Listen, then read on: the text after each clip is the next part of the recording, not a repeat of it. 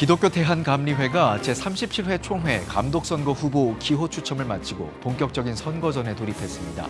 후보들은 깨끗하고 공정한 선거를 다짐하며 2달 동안의 레이스를 시작했습니다.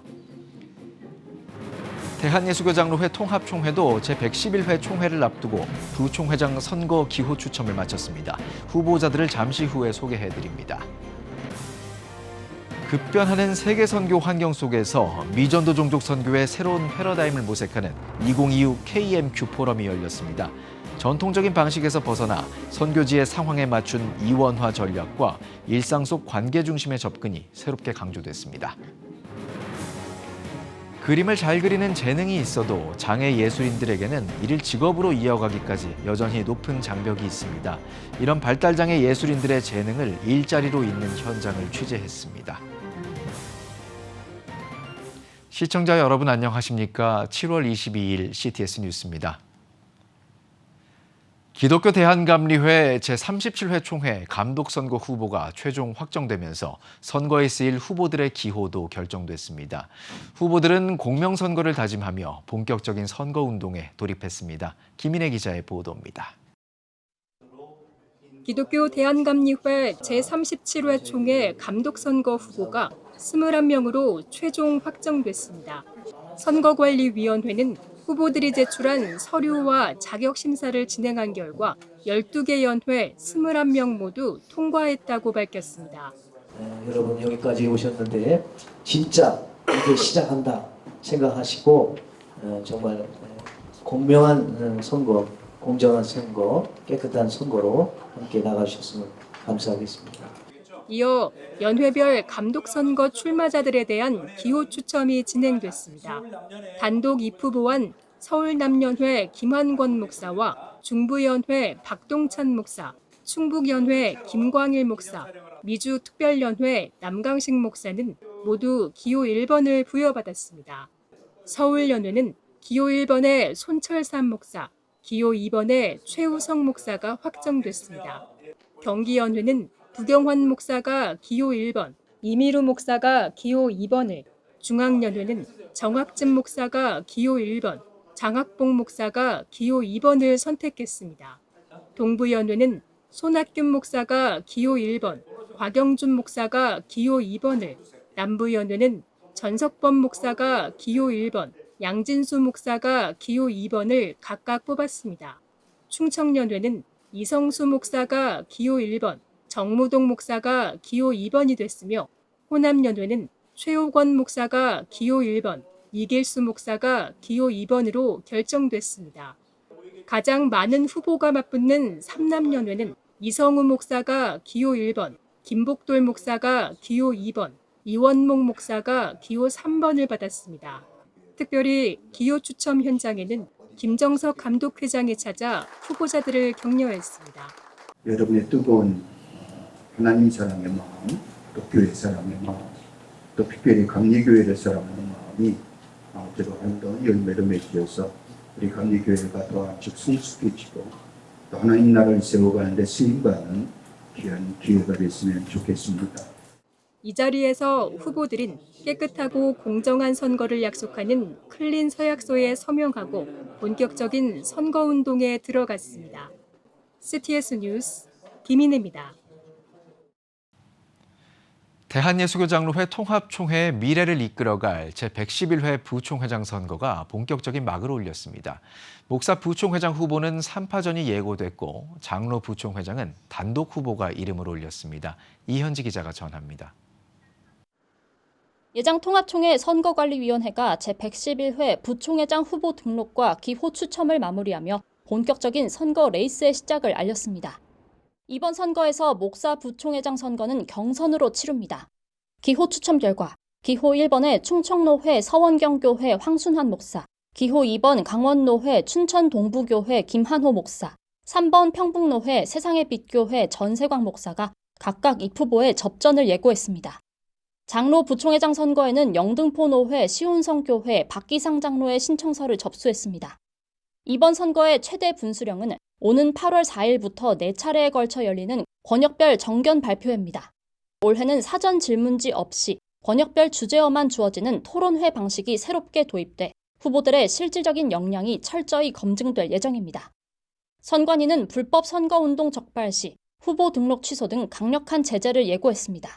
법과 원칙을 지키겠다, 시행착지 지키겠다라는 자신과의 약속을 통해서 새로운 리더십을 향한 예장 통합총회의 발걸음에 교계의 이목이 집중되고 있습니다. CTS 뉴스 이현지입니다.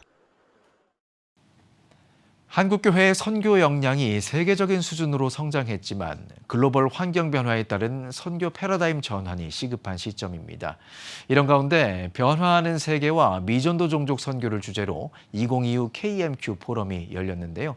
발제자들은 닫힌 국가와 열린 국가를 구분하는 선교지 이원화 전략과 일상 속 관계를 통한 복음 전파를 대안으로 제시했습니다. 최대진 기자가 보도합니다. 급변하는 세계 선교 환경 속에서 미전도 종족 선교의 패러다임 전환을 논의하는 2026 KMQ 포럼이 20일 아델포이 교회에서 열렸습니다. 한국세계선교협의회 강대응 사무총장은 선교지를 열린 국가와 닫힌 국가로 구분하는 이원화 전략을 제안했습니다. 종교의 자유가 보장된 열린 지역에서는 현지 교회와 협력하는 동반자 선교를 지향해야 한다고 밝혔습니다. 반면 복음이 제한된 닫힌 국가에서는 목회자보다 전문성을 갖춘 평신도 선교사가 필요하다고 분석했습니다. 삶의 현장에서 기독교인의 선한 영향력을 보여주는 것이 곧 선교란 의미입니다. 내가 목사라고 얘기하기가 어렵고 내가 선교사라고 말하기가 어려운 지역에 목사 선교사를 보내는 것은 무리가 있다 이렇게 생각을 합니다. 어디를 가든지 간에 그냥 우리가 그리스도인같이 살면 된다고 생각을 합니다. 저는 이게 가장 큰 선교 전략이라고 생각을 하는데요.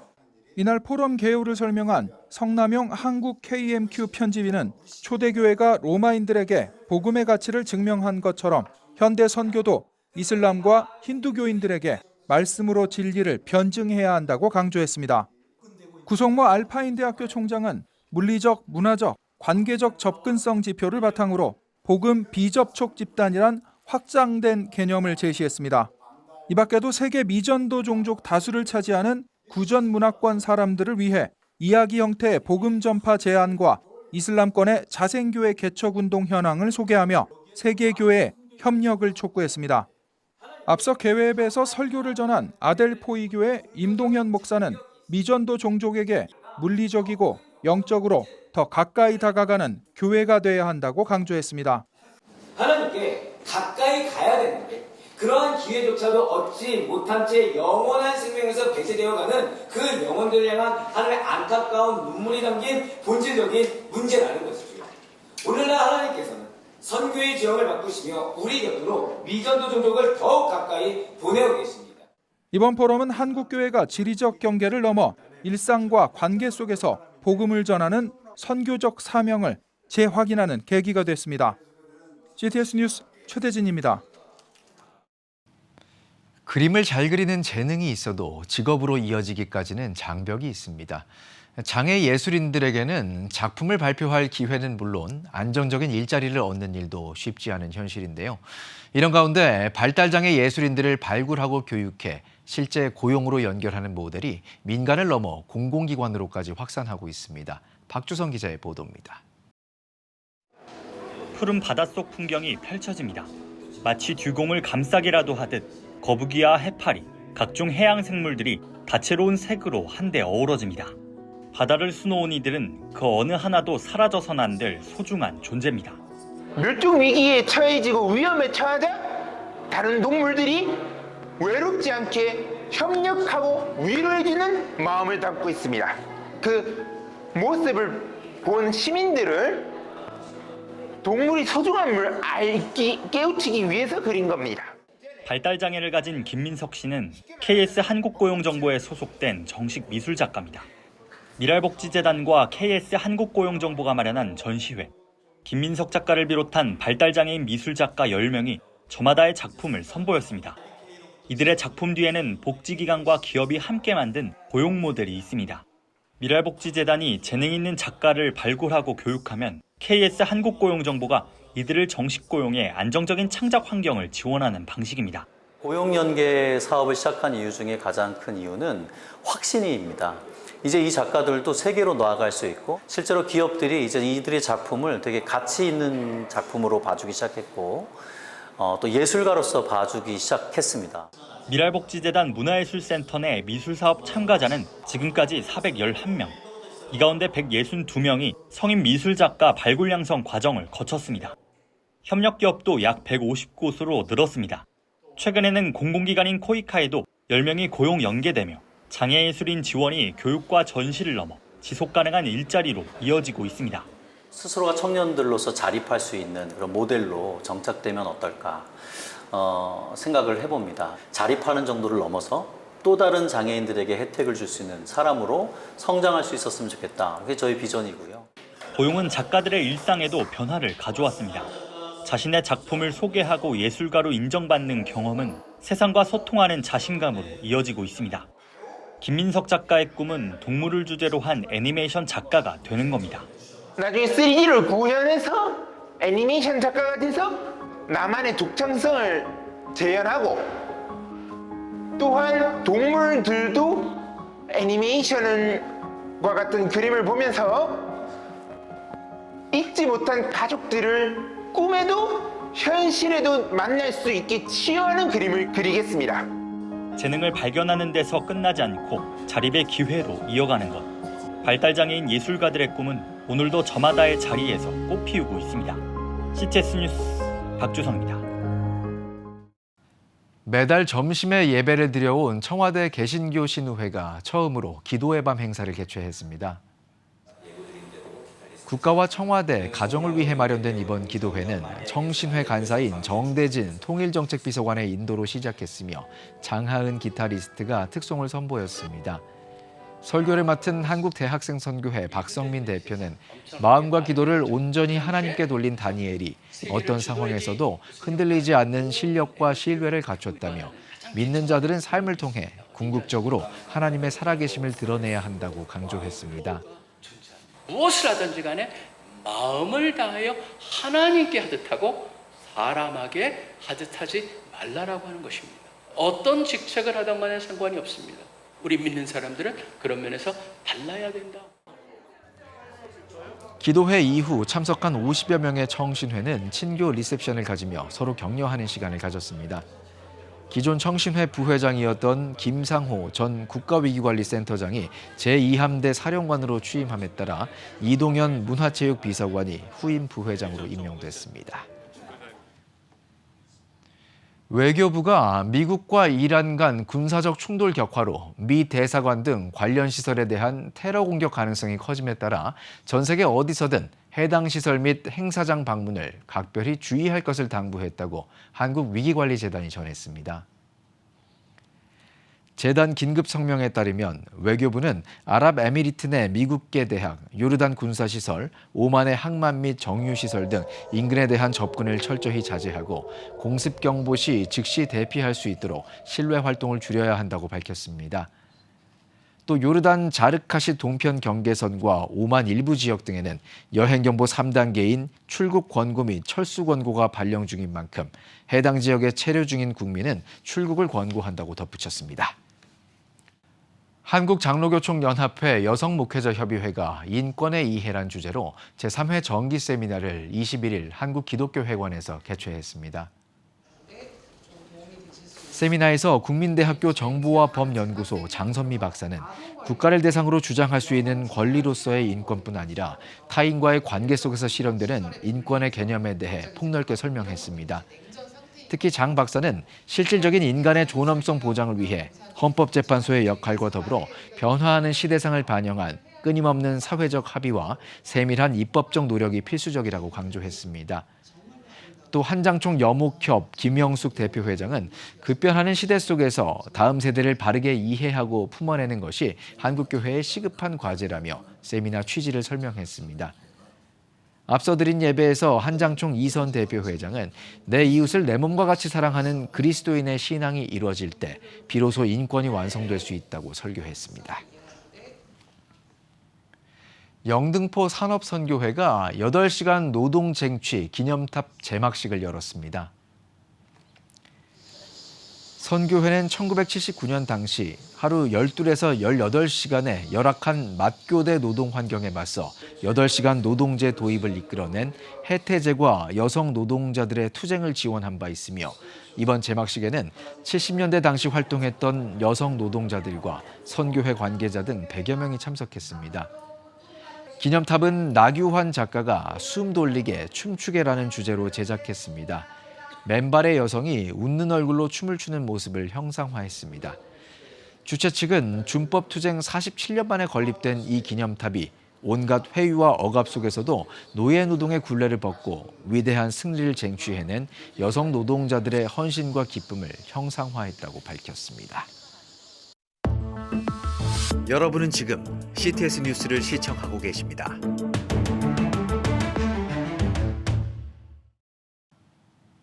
지역별 소식입니다. 예배가 회복되니 성도들의 마음속에 하고 싶은 일들이 하나둘 피어올랐습니다. 그 마음은 필리핀 선교지로 다음 세대를 향한 섬김으로 또 다른 목회자를 세우는 사역으로 이어졌는데요. 대전 주빛교회 김광영 목사가 걸어온 회복의 여정, 김예슬 기자가 전합니다. 개척 이후 4차례 성전을 이전하며 13년을 걸어온 주빛교회. 안식기를 가졌던 김광현 목사가 지난해 다시 강단에 서며 성도들에게 던진 화두는 단 하나, 예배를 회복하자는 것이었습니다. 예배 회복은 결국 하나님과의 관계를 깊이 내밀하게 세워가는 과정이잖아요. 근데 이제 예배가 회복이 되니까 성도들의 마음에 하고 싶은 것들이 막 피어오른 거예요. 그 중에 하나가 이제 필리핀 선교를 가보고 싶다. 물질로만 후원하던 선교지를 두 눈으로 직접 보고 싶다는 성도들의 바람으로 두 가정과 자녀들까지 모두 15명이 필리핀 다바오를 찾았습니다. 만 2살 배기 아이까지 동행한 여정에서 아이들의 체력 증진을 위해 교회에서 배웠던 태권도가 뜻밖의 선교 도구가 됐습니다. 아이들이 선교지에서까지 섬김을 펼칠 수 있었던 것은 평소 청소년들이 어린 아동부 아이들을 직접 돌보는 이른바 0.5세대 사역 덕분입니다. 가정교회로 말할 것 같으면 한 목장이 목자로 섬기는 거죠. 그래서 되려 부모님 말은 안 듣는데 누나 형 말은 듣는다고 하잖아요. 또 이렇게 보조교사로 헌신한 아이들에게 또 다른 보상을 해주는 거예요. 그래서 아이들끼리 1박 2일간 교제해 주는 시간을 준다든지 서로의 신앙 수업을 가질 수 있도록 그렇게 하면서 지치지 않고 계속 동력이 될 수 있도록. 이 섬김은 개교회 담장을 넘어 여러 교회가 연합해 리더십을 세우는 어린이 연합 캠프로도 확장됐습니다. 주일에는 어른과 아이가 한 공간에서 함께 예배하는 세대 통합 예배로 서로가 신앙을 지켜보고 응원합니다. 예배에서 시작된 회복은 이웃을 향한 선교로, 다음 세대를 향한 헌신으로, 그리고 8년째 이어온 깨다음 사역과 같이 다음 세대를 이끌 목회자를 세우는 일로 계속 이어지고 있습니다. 우리 교회가 이 지역에 들어와서 이 지역의 사람들과 함께 인사도 나누고 사실은 그 이전엔 우리 교회 공동체 안에서도 좀 인사로 그 문화를 만들어 보자 해서 저렇게 짓게 됐고요. 사실 저희의 이제 영원한 비전이라고 하죠. 이 교회가 만들어지고 유지되어지는 데는 그 디모데전서 2장 4절의 말씀을 저희가 따르고 있습니다. 그래서 하나님의 소원을 이루어드리는 교회, 그게 주빛교회의 존재 입적으로 이렇게 감했어요. 크지 않은 몸집이지만 주빛교회는 세대와 세대를, 교회와 교회를 잇는 튼튼한 다리를 놓아가고 있습니다. 하나님의 소원을 이루는 교회가 되겠다는 다짐으로 이 작은 공동체는 오늘도 조용히 그러나 단단하게 걸어가고 있습니다. CTS 뉴스 김예슬입니다.